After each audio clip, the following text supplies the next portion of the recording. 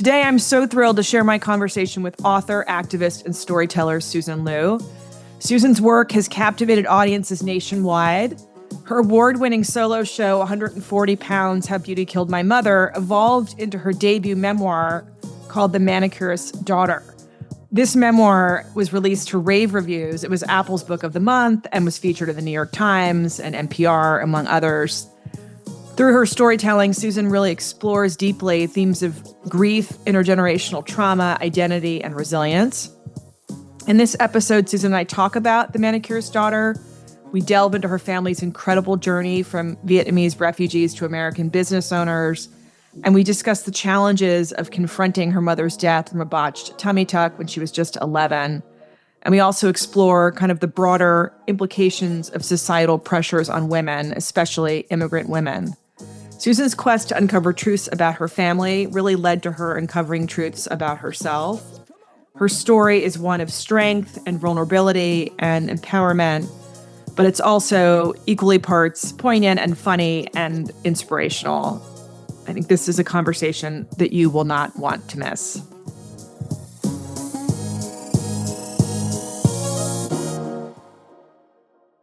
Susan, it's a real delight to have you here today. I'm so excited to talk to you about your incredible memoir, The Manicurist's Daughter.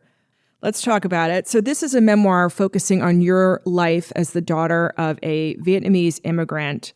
Well, both of your parents were Vietnamese immigrants, and then the experience that you had at 11 losing your mother. Without giving away the whole book, how would you describe your story? Yeah, this is a daughter's quest to know her mother when no one else will talk about her. My mom died from a botched tummy tuck when I was 11 years old, and she was 38. And for the next 2 decades, to this day, my family has never talked about her ever again. And so before I could become a mom, I needed to know her. So I tracked down the plastic surgeon and his family, enlisted the help of spirit channelers, read thousands of pages of depositions, went back to Vietnam several times. And every time I learned something new, I put it on stage in a one-woman show, which I eventually toured around the country during my second trimester. As you go through the book, you sort of describe your experience, right, as being a young daughter, right, a young girl, kind of spending a lot of time in your parents' manicurist shop, and you spent a lot of time in the shop with your aunts, and your father was there, and then you had this experience, and as you mentioned, nobody in your family really would talk to you about what happened to your mom. And then as you became a young woman, you were almost like an investigator, right? Looking into everything. Yeah.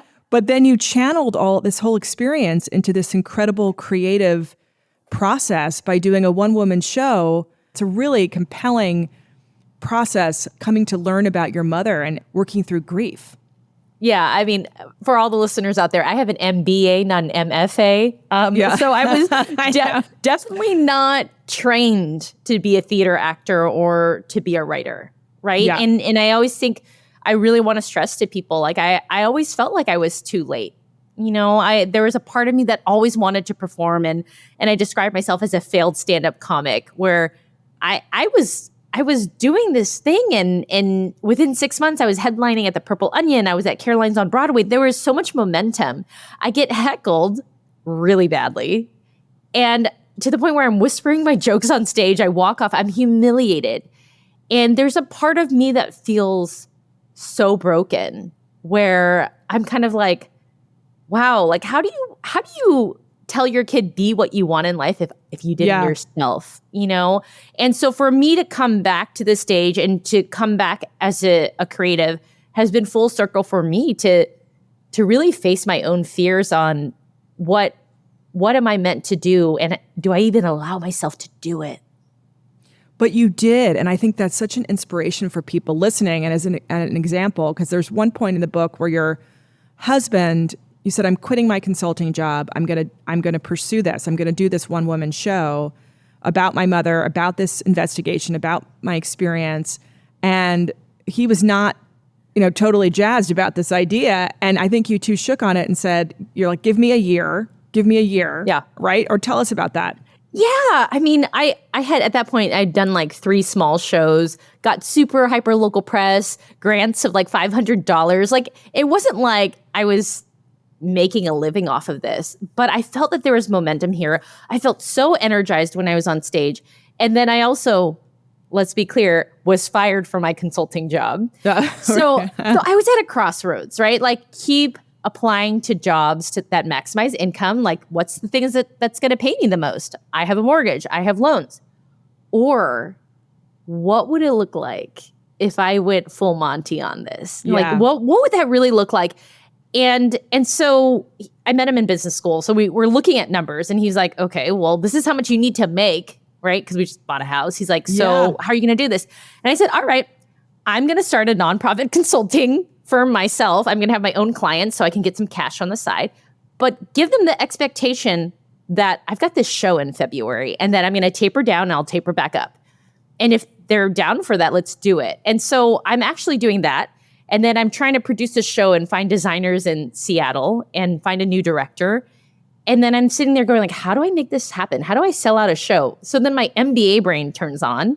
I'm like, oh, I need corporate sponsorship. I need fiscal sponsorship from a nonprofit to get donations. I need to activate all the community organizations that are related to body, beauty, and grief. You know, like, let's do this. And most artists in Seattle, or most artists in general, are not thinking about all the different left brain components of, well, you're putting on a show, how to get maximize butts and seats, right?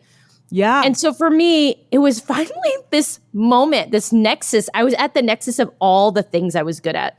Being a creative, being an entrepreneur, right? And also for me, at my core is social justice. Like, I want to talk about mental health. I want to talk about PTSD from immigrant journeys. I want to talk about unresolved grief. I want to talk about body image issues. I wanted so much.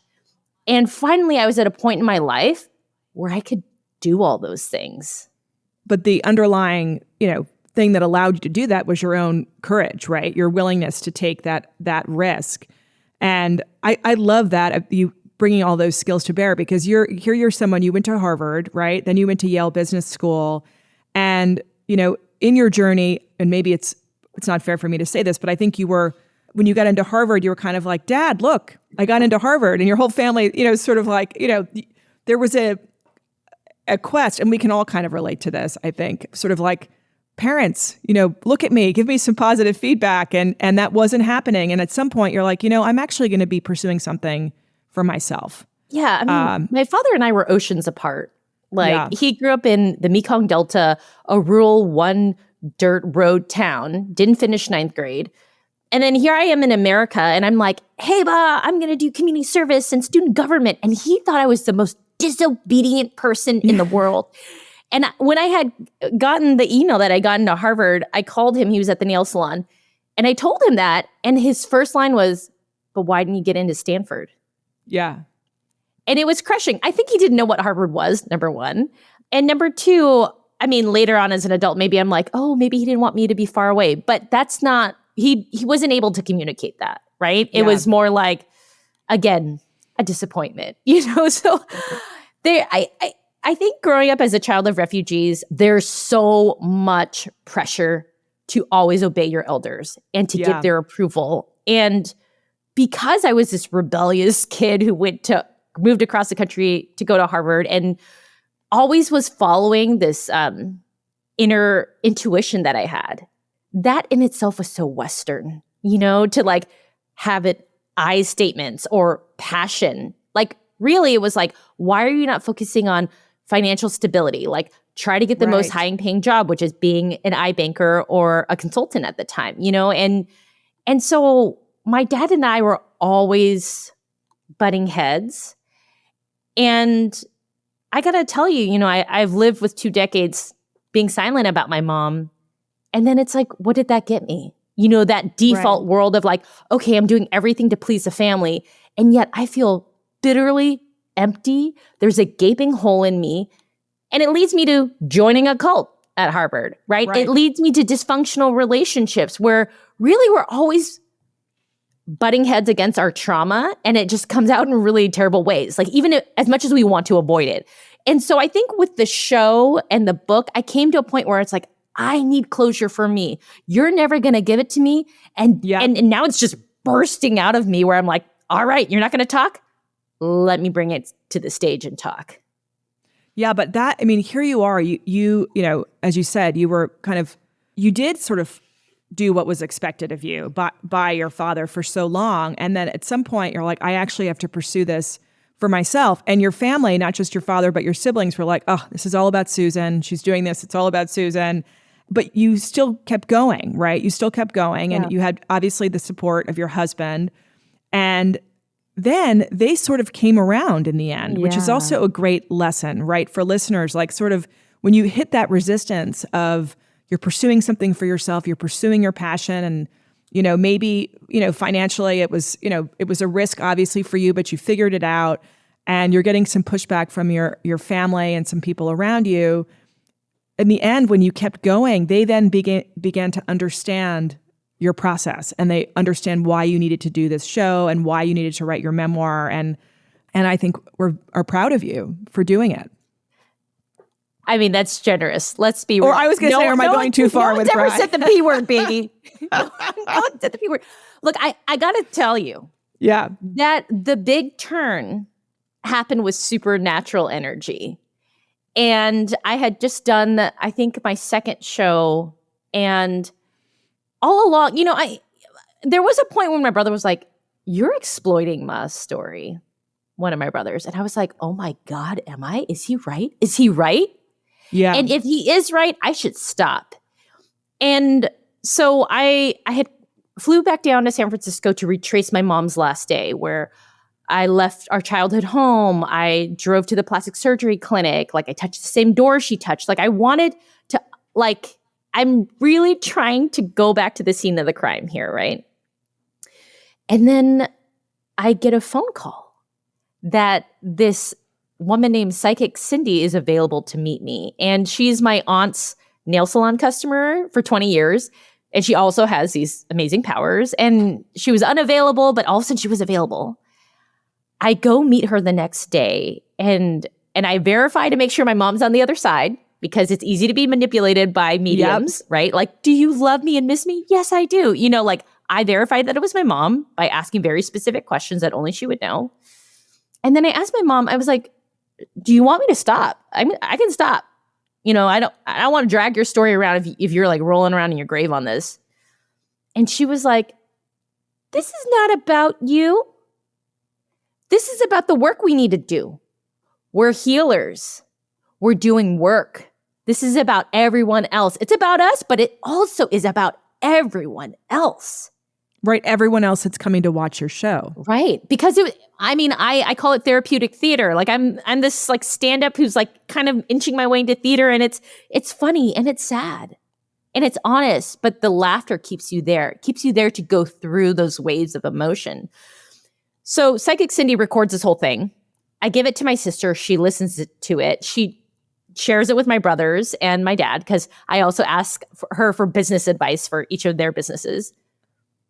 And then my sister comes That was smart, by the way. So she knew she listened to the recording. Oh, yeah? Yeah. Well, I mean, you know. I have siblings, too. Yeah. I appreciate the you know, you being creative about that. Well, I mean, we're part of this collective, you know? And if mom's there, like, we're going to want advice. Like, growing up, we were always lighting incense and talking to our ancestors and asking them for help, you know? As a little kid, I was, like, asking them for, like, straight A's and, like, fruit snacks from Safeway. But, like, even still, like, our relationship with our ancestors have always been alive. And it was just a very interesting thing that I could never talk and communicate with the most important ancestor, right? Which is my mom. Yeah. So anyways, my sister listens to this, and then she's like, oh, it's not about you. I'm like, yeah, dude, it's not. She comes to the next show.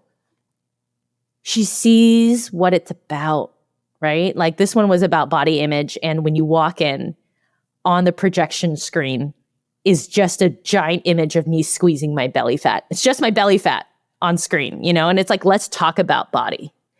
Yeah. So then the show's over, and what happens, that always happens, is people line up. Yeah. And it's like a funeral, and it's like a wedding, and it's confession time. And people are telling me what I activated in them, what they haven't admitted to their family, what they're going through. They just want a hug. There's crying, there's laughter, there's a cathartic release. And my sister's like, oh, didn't expect this. And I was like, yeah, Me neither. Well, by you healing yourself, you're healing others. And as your mother said, right? I mean, that's the work that you're doing by doing the show and by writing the memoir. Yeah. And so I've seen a turn. I've seen a turn Yeah. with my siblings. Eventually, my one brother and one sister, Winnie and King, come to the premiere of 140 Pounds, How Beauty Killed My Mother, the one I took on tour. And they come on stage afterwards and do a public Q&A with me. And it's the first conversation we've ever had about our mother. And it's not really about how they are doing. It's more about their reaction to what I'm doing. Right. But even still, it's something a little bit closer, right? Like it's something, there's an opening there. And since then, they've been very supportive of the book. They've come to other events where they come on stage and they talk about the work that I'm doing, not about how they feel. And I see them folding in the memory of my mother, our mother, in more beautiful ways, like having an altar in their kitchen so that they light incense to her and their kids have a relationship to her, right? Or with my sister and I have a chocolate company, and I see my sister folding in more Vietnamese inspired flavors into the chocolate as an homage to my mother. Yeah. Well, I think they had a similar reaction as others that have gone to see your show, right? And in that talk back, your brother and your sister both were able to share things about their experience or their memories with your mother that you had never heard before. Right. Right. So tell us, you talked about like your experience as being, the child of Vietnamese refugees. And when I was reading the book, I thought, gosh, I don't think many people understand the journeys that people go through to come to the United States. Will you talk a little bit about your parents and what they did in that experience? And I just was how brave your parents were, and then how brave they were once they got here to kind of be able to put the pieces together and build a business and build a family. I mean, it's really extraordinary. Yeah. So it's 1975. Vietnam War, Saigon has fallen, and now there's this exodus of people where they're trying to get out because they can't make a living here. They're going to be in immense poverty. People are disappearing into labor camps and never coming back. Like there's so much uncertainty that's happening. My mom is married to my father. And they have 2 kids, right? And so my mom's looking at this being like, oh my God, like what's the future of our family? But the thing is both of them didn't finish 9th grade. They're poor. They don't have any money. How are they going to afford the ticket so that they can have a one-way ticket to try to escape out on a boat and be out in the open sea and hope that they land on some other land, right? So what my mom does is starts an underground lottery operation. Yeah. I mean, she was pretty major. But yeah, that like my aunt would also like after school run out and dash around and try to get people to buy tickets. My mom wins at her game 3 times, hits the jackpot, and has enough money, enough bars of gold to get these 4 one-way tickets. And so you're waiting for a signal to figure out, is this the night that we're going to go run through the jungle in the middle of the night, try to go on a dinghy boat to get to another boat, and then hopefully depart. 5 failed attempts. Yeah. Many times that they're discovered, she has to run back. Her and my dad have to separate. She has to hold both of the boys on her hips and run, because if a man is caught, then he's definitely going to prison, right? But if the woman is caught, it's just different. So she's now with the 2 kids, like they're getting sick, drinking random water. Like she's lost. It's a mess. 6th attempt, they can leave. Now, when you're on the open waters, the Thai pirates could come and rape you, rob all your things, kill you. You could run out of water. People on the boats are stealing each other's water, right? Yeah. You could capsize. Boats could come by and actually just not help you. So you had a 50% chance of survival. Everyone knew it, and it was still worth the risk to try to leave. They made it to a Malaysian refugee camp. They were there for 2 years and found out that they would be able to go to America. Not everyone was so lucky. Some people were deported back to Vietnam, and then they would commit suicide, because if they went back to Vietnam and they were an escapee, right, who knows what would happen to them, right? Or what kind of life would they go back to? Or maybe they've already lost most of their family in that boat ride over. We come to America in 1981. We live in my aunt's basement for a little bit. Then we're in subsidized housing. My mom's a seamstress. My dad's a newspaper boy. They're trying to learn English. I'm born. So now there's 4 kids. Oh yeah, my sister was born in the Malaysian refugee camp. The camp. And you're obviously you're the first American born child of your parents, right? So they named you Susan. You're the only one who has, right? Your name is entirely. Yeah, it's always been like, so what's your Vietnamese name? And I'm like, I don't have one, right? and there's a part of the book where I'm trying to unpack, like, why wouldn't they give me one? But I kind of see it at this balance, right? Like Susan, and we have Lieu, and it's this union, right? It's my multi-hyphenated identity as being Vietnamese and American. And I also just, I've got USA in the middle of my name, baby. Right. I know. I love that. When I read that, I'm like, is it? It is. There is USA in Susan. That's so clever. And then my mom is like, okay, if we don't get off welfare, we can't sponsor over her parents and her 3 sisters who are not married, right? Mind you, there's like 10 other siblings in Vietnam that are just like waiting for remittances. They couldn't escape, and now they're just waiting on their one sibling, right? And she was the 10th in line to support them during this huge period of uncertainty. So there's this weight on my mom's shoulders, and she tries to go to beauty school to do hair, realizes the money's in nails. My dad starts a gardening business, just observing other Mexican immigrants doing their thing. He takes one of their flyers and then just like puts our home phone number on top and his name of his business and just photocopies it and starts throwing it out there on people's yards. Like, it's like they are just trying to make it. And then within 8 years, we have a nail salon and we buy our first house in America. Speaking of strong and inspirational women, this week's episode is brought to you by The Scout Guide. Back in 2014, a very good friend of mine and mother of 3, Susie Matheson, along with her business partner, Christy Ford, saw how big box stores and online shopping behemoths were suffocating their local businesses in Charlottesville, Virginia. And they wanted to find out a way to spotlight the amazing entrepreneurs in their community through a beautiful local guidebook.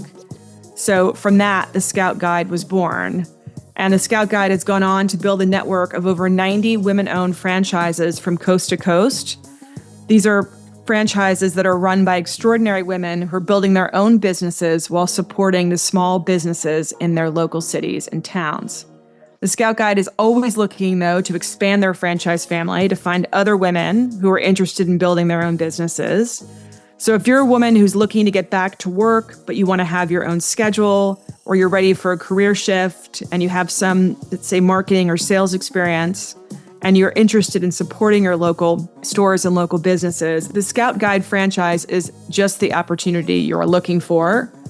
I happened to look at the 90 different locations the Scout Guide currently covers, and there are several locations that I know a lot of my listeners are from that are not covered. So there's a lot of great opportunities out there. And if you're interested in learning more about the Scout Guide, you can go to their website, franchise.thescoutguide.com, or you can email them at franchise@thescoutguide.com to find out more. And when you do, don't forget to mention the interview with Leslie Heaney.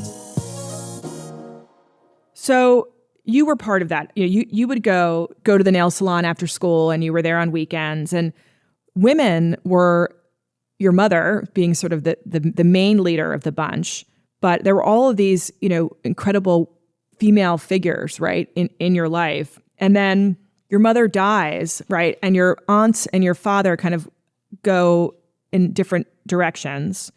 And you are kind of, it seems, looking for a female role model or a female figure, right, through your teen years and college. And you talked a little bit about the cult at Harvard, but there was a period where you were looking for that, right? Because you had those strong female influences in your life. It was my junior year. And it's like 2020 is hindsight, right? Like, I could tell you really rationally what happened. I didn't feel like I belonged in my family. I found a sense of belonging in this yoga cult. Yeah. I saw this flyer. It was like free yoga class at Harvard Divinity School. I was like, oh, what's this? It's free? Because, yoga at the time was like $15 a class. And that just felt like too much. I was a scholarship student. I didn't have a lot of money. My dad he would give me a little bit money per month, but I was essentially paying for everything else at college. And I go to this class and I feel like really, I can finally feel my body. You know, like I can finally be in it. For so long, I felt like my body was communal property to my family. And they would always be like, you're so fat. Like if you get too fat, no one's going to love you. Like and even though my mom died from a botched tummy tuck, it was food and body was just so confusing to me, right? Like it was like, hey, eat. I made you something you like.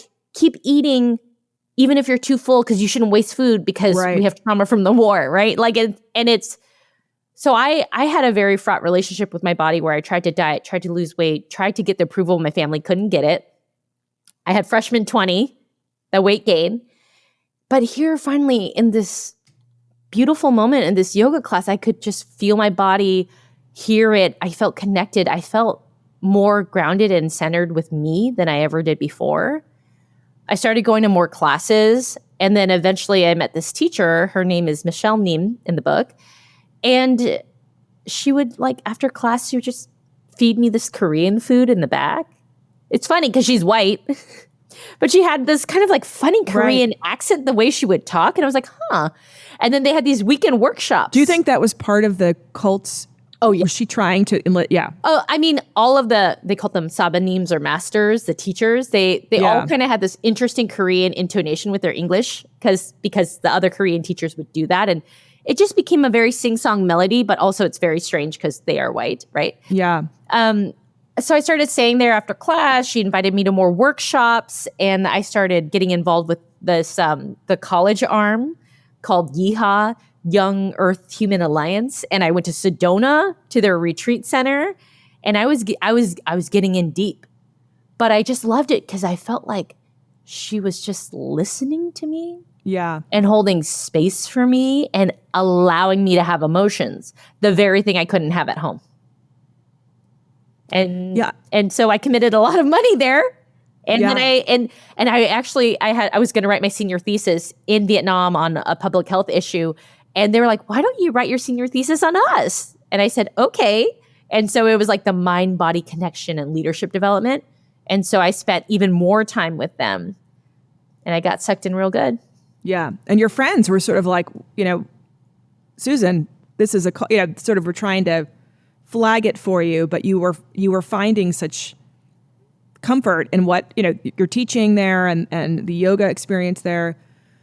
Something that you were just saying before, part of this journey for you was trying to reconcile in your mind how your mother came to make the decision to have plastic surgery, or the shame around her, or shame from, I think, your family's perspective, or maybe even your own, of her losing her life while she was having a tummy tuck.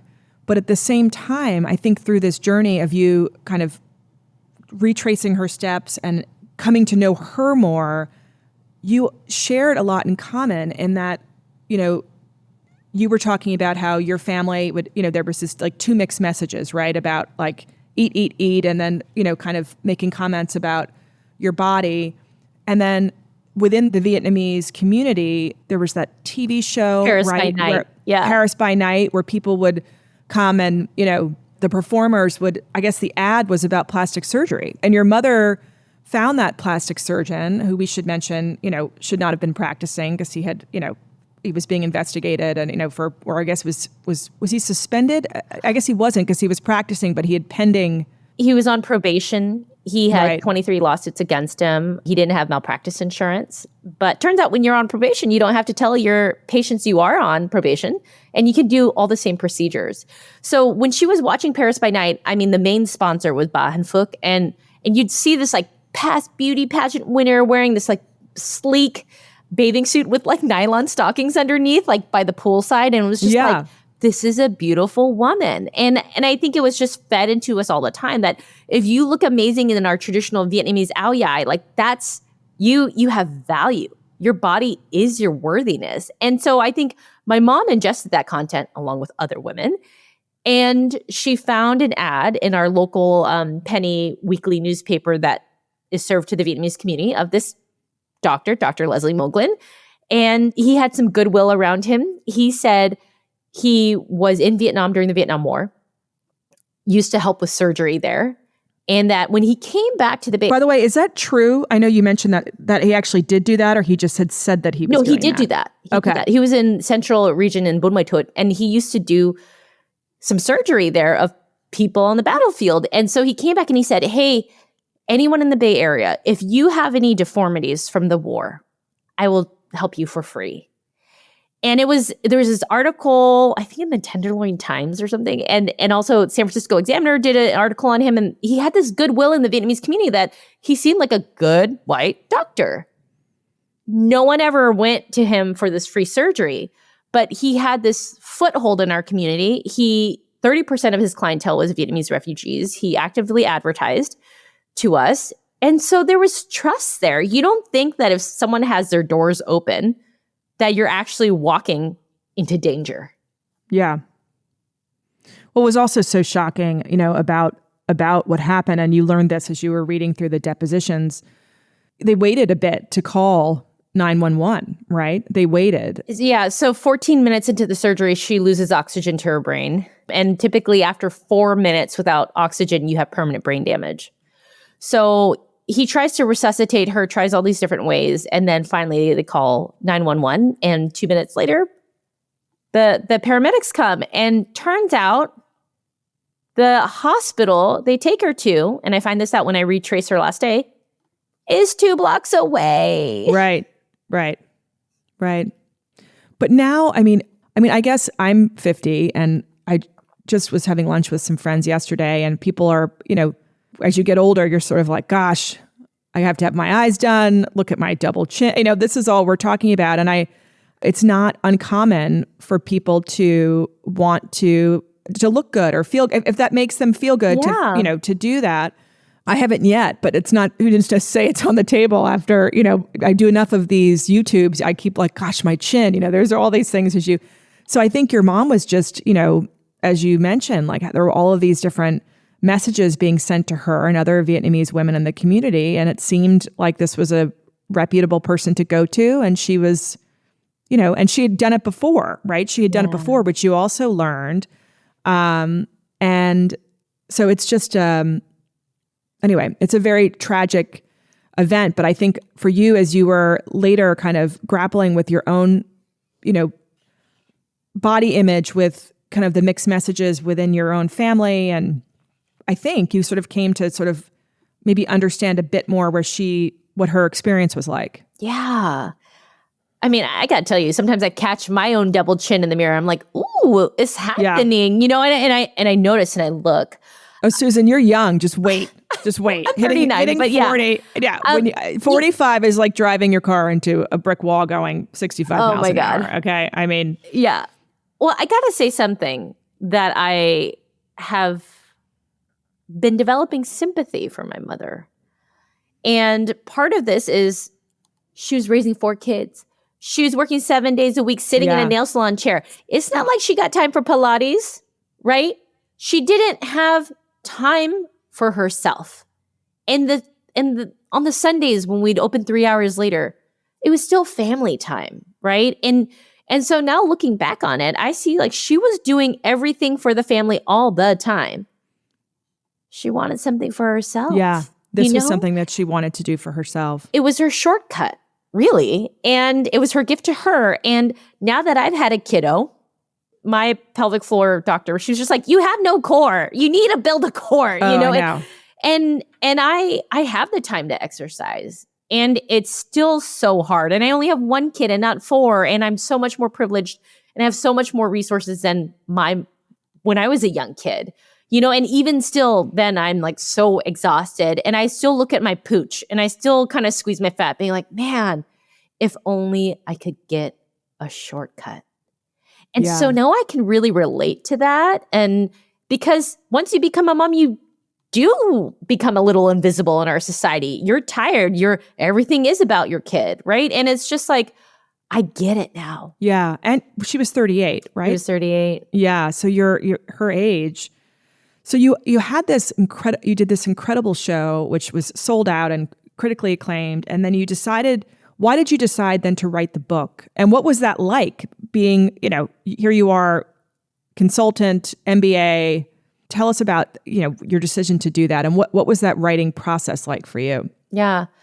I feel like I've gotten the golden ticket, because if I look back now and realize how unlikely all of this was, I don't know if I really would have ever ventured into this space, right? So to produce my 10 city national tour and sell out most of those shows and get great press from LA Times, like, it's kind of crazy because I'm a nobody, and to get programmed in different venues, it takes like 2 years. You've got to like have some type of credibility. I didn't. So I just decided to produce it myself and hopefully someone would show up. And little did I know that at the New York premiere, my future literary agent would be sitting in the audience. Because only now I talk to other authors and they're querying 50 to 100 agents and never getting any response back with their brilliant book idea. And here my agent, she could feel the story. She saw the proof of concept. She saw the line after the show, right? Like she viscerally could feel the work. And then she asked me if I wanted representation. So in a way, I kind of jumped the line, right? Because it's not like I was like trying to publish in like small outlets and like kind of get known through my writing. Like here, I'm just a storyteller, multi-hyphenate, right? Like I haven't been trying to toil away as a writer for a long time. She asked if I want representation. We work on the book proposal after I give birth. I gave birth March 2020, everyone. Talk about, swaddling at home alone. I mean, that was, right? And your whole family was supposed to be there, right? So I don't want to get you off track to help. And nobody could because of COVID. Yeah, nobody could. Yeah, my mother-in-law lives in Canada. And at the time, the borders were closed. And that was a big hit of grief the second time, really noticing my mom not being there, right? Like when I really wanted her to be. But I worked on the book proposal, got 4 offers, went with Celadon McMillan, who has been terrific. My editor actually edited Pachinko. Her name's Deb Futter. She's amazing. And she believed in my work. How long did it take you to write it? That's a funny question. From contract date to when she greenlit it and said, "By George, you did it." And I was like, who says by George anymore? That was a 2-year process. Okay. But when you think about how did I even come to know all the information, right? When my family wouldn't talk. Every draft of my play, I would say there's 5 drafts to each play, 140 pounds with the 5th draft, right? The draft of my book itself was 8 drafts. Like there's so much revving I had to do to get to the essence and the core and the right details too. So we could say since 2018 to 2023, it's maybe a 5-year process for me to really understand the story and learn all the information. Right. Or you could say, oh yeah, you got the deal. And then we went into hardline editing after 2 years, But the thing is I'm trying to write a story about something I've been shamed and silenced into. Yeah. When you're reading the book, it just flows so well. And it's just I think you're just a really talented writer and you really bring the reader in. It is chronological in some ways, but you also go back, you go back in time where there's something that you said or an experience that you had, then you'll go back and explain a meal you had or something that kind of puts some more context into what's happening in the current time. And I didn't think about the fact that you were like probably in real time continuing the investigation, right? Talking to your siblings, maybe reading the depositions. It flows in such a way that it's not clear that you're kind of going through that process. But I mean, what a process. I mean, that you really did some incredible deep dives. And for everyone who's listening, who I hope will run out and buy the book after this, it's just so fascinating and really incredible how diligent you were or interested you were and kind of really putting yourself in your mother's shoes and understanding from going to Vietnam to understand where she came from and to meet relatives there to, as you mentioned earlier, kind of actually going through her last day and going to the office and all of that. I mean, and did you find that experience, it must have been also very cathartic for you in a way, kind of really getting to know your mother. Because I think as children, so many of us, I know that I don't feel like I truly really know my parents. Does that, as a people? I know them as parents, but not as humans, people. Like adults, fully formed human beings that just don't center you, right? Like, do we know them through their insecurities, right? Do we know them through their deepest fears? And that's what I try to probe at. And when I list the 100 questions I would ask my mom during the second show I did, it was just like, there's still so much I crave to know. And it's just so unfortunate that my father can't speak to that, right? Because it's so triggering for him. And so I had to paint a portrait of her by piecing together all these different jigsaw puzzle pieces. And there's still empty spots, there's still emptiness there. But at least now it's more fully formed than when we never talked about her. But you have the realization in the book that here you are asking all these questions of your mother, who's no longer here, really striving to try to get to know her. But yet the irony is your father is here and he's alive and you're not going through that same process with him. And we all do that, right? It's sort of like, while the person is here, we don't always take the time, or just we always think they're going to be here, right? Mm-hmm. That there will be a time or one day you can really ask those questions or really get to know other parts of who they are, our parents, I'm talking about mostly.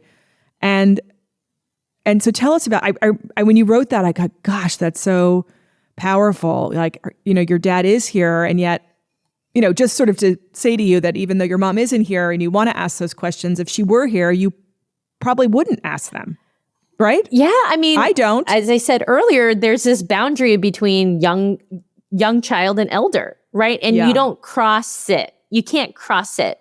And I've tried with my father to get to know him, talk about your childhood, talk about all these things. And here's what I'm faced with. Unprocessed PTSD. Yeah. Stigmatized mental health. Like, to talk about your emotions, to be vulnerable is a sign of weakness. It's also this individualism. It is, and I describe this near the end of the book, is perhaps he doesn't have the tools and capacity to unleash those emotions because he doesn't know what's going to happen to him if he does. Yeah. It's his own form of protection. And he's gone through so much trauma in his own life. And I can always invite, I can offer, but really all of this is a very Western thing for me to ask him all these things. Like, right. Most of his generation are like, mum's the word on this, unless they are literally about to die. And maybe they'll say a couple of things, right? Because then they're all of a sudden it's like, oh, who will remember me? What will they remember me by? Yeah. So I think he was able to share some stories when I was like, bah, I'm doing this show or I'm doing this book. And this is the time to get the story straight. So is there anything else you want to say? Or here's a very specific softball question that I'm going to lob on over. And maybe you're going to give me a new detail that I don't know yet. Right. But it's unfortunate, because I want to know him in a deeper way. And I tried my best to get what I could and also put it in the book because honestly, this is how all my siblings' kids, this is what they're going to really remember and know of him, right? Because there's a language barrier now. There's so much that he'll never open up to, but I want him to also be remembered like my mother, and I want him, I'm trying to present him as the most complex person possible with compassion. Well, he is someone who, as you said, has had great trauma in his life, yet he came to the United States. He built this business with your mom and this family. And not only is he Vietnamese, he's Vietnamese American, but he had a different upbringing than you did. You're like, as you were explaining, like, here I'm asking Western questions of him, and he's from a different generation than we are. So how is this, this experience of going through producing the show, creating the show, and writing the book, and this just getting to know your mother informed your own parenting? Yeah. I'm really big on the F word in the family, feelings. Okay. I was like, oh, me too. Oh, that one? Okay. No, I mean, I feel like growing up, it was the only time anyone would use the F word. It'd be like, I feel like you're dumb, right? It wasn't, I feel disappointed. I feel minimized. I feel sad. It was to create distance, and it was to create a power dynamic and to have control, right? Because our lives were so chaotic. and they needed everything to be in control in the house. And so for my son, who's 4.5, named him Art. I made Art. I know. I love that. Everyone's always like, is it Arthur? Is it short? And I was like, no, just like the concept, guys. Just keep it short. Is that I allow him to have feelings. Yeah. I sit with them, allow it, feel it out. And then when he's regulated, okay, let's figure out a solution. What do you want to do about it? Great. Right? Like it's, for me, I think it's a pendulum swing every generation, right? And I was so denied emotions and I so made to feel shame to even have them that I want to allow them for him. Because if you deny them, they're going to go somewhere else, right? Like it's still going to be lodged in your body. You're still going to, I don't want to pay for his therapy when he's like older. You know, maybe therapy is inevitable for everyone, but I'm trying to create a human being that is aware of how he feels and knows how to ask for what he wants. Because I think I was so disempowered for so long around that. So that's one part of my parenting. The second part is just around food and body. Feeling connected to your body. Knowing when you're full. Not creating all this baggage around guilt around not eating it all. Or you ask for this, well, now you have to finish it because kids are starving. You know, like. Right. Yeah. I want him to have a relationship with his body. I want him to know when he's full. I want him to know when it doesn't feel good, right? Like for me, I lost that sense of knowing because I deferred it to my elders because that's what I was supposed to do. And I've been trying to unlearn that for decades. I eat out of fear. I eat out of anxiety. I emotionally eat. I'm just like, I just want him to have a relationship with his own body. So is there a message that you hope that readers will take away from the book and from your experience? Yeah. I want people to live like they're mortal. I think so often we're going to put something off. We're going to deal with it later. We're going to have that conversation. You know, like on my mother's last day, I ran into her in the kitchen. I was going to go to volleyball tryouts. She was going to go do her plastic surgery. Both of us were holding that in secret. I fessed up to her where I was going. I wasn't allowed to go. We didn't have money for the uniforms, she said. And then I told her I hated her. Yeah. And I slammed the door on her and I was like, I'll show you. And that was the last thing I ever said to my mom. I could never tell my siblings that because we could never talk about my mom. I shouldered that. I felt like an awful daughter. And that's one of my biggest regrets in life. And so for those that are living in your life, are there conversations that you need to complete before it's too late? Is there something that is pulling to you that you must do, that is your shadow work, that is eating at you, that you know you have a calling for, but you're too afraid to because you think you've got time? Yeah. And here's the sad thing, baby. It doesn't matter how rich or poor you are, how educated you are, how successful you are. Your time's going to be up.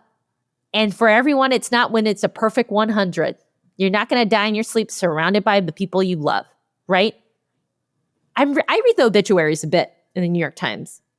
And I'm always fascinated by extremely successful people who die in their 40s and 50s.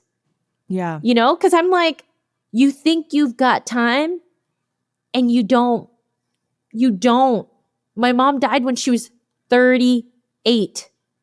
So the question is what is it that is in front of you that is dying for oxygen, that needs that nourishment, that is asking and begging for you? And maybe that desire never goes away. Maybe the voice of it lowers, but there's still something in your life that is calling to you. And the question is when are you going to give it oxygen? So I want people to live like they're mortal because you don't know when your time is up. So live like you're mortal. I love that. The last thing I wanted to ask you was sort of what's next for you. And one thing I wanted to suggest to you, not that I'm your editor or your manager, but if you were. But if I were, I mean, your message and your life experience is such an incredible example for people to do just that, right? You're an example of someone who pursued this thing that that was in front of you, that you felt compelled to do, and you wanted to share your experience. You wanted to create art, and you took that risk and you did it. And not only did it fulfill you in so many different ways, but it helped kind of reconnect you to your family. I mean, it's just such a powerful thing that you did. And so maybe getting out on the speaking circuit, let's get you doing a TED Talk, Susan, or I don't know what's next, but you tell me what's next for you, or what are you thinking about? What projects are you working on? Yeah, I did do a TEDx talk, but it's X. It was called How to Make Peace with Your Belly Fat, how my ancestors slapped me around in a sweat lodge. So that's online. You're right. I miss the stage. I am represented by a speakers bureau, and I love to inspire. I love to engage. I love to make people laugh. I love to make people cry. And so yes, 2025, I'm focused on being on the speaker circuit and going back to living like you're mortal. I still have this calling for stand-up comedy. You should. And so I've been writing this show.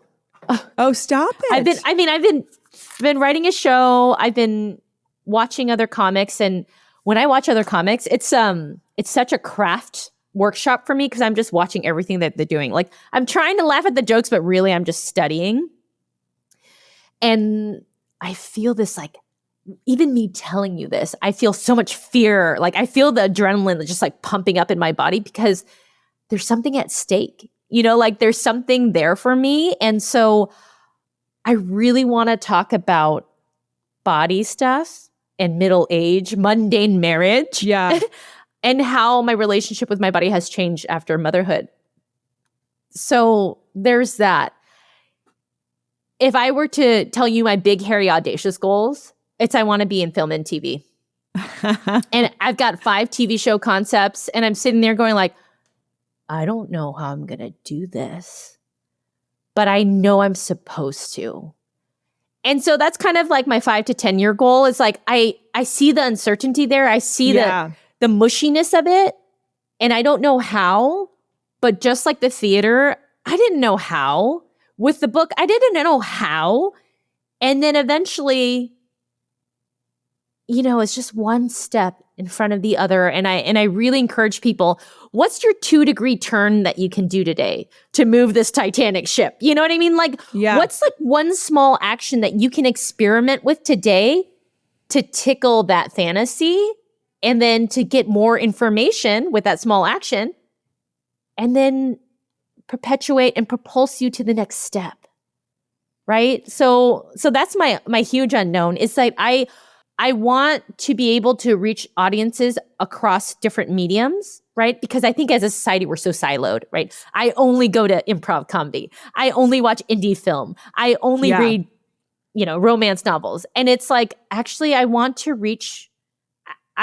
to connect deeply with the human experience on the spectrum of joy and tragedy, right? And I want to do that across all mediums. So that's my big dream.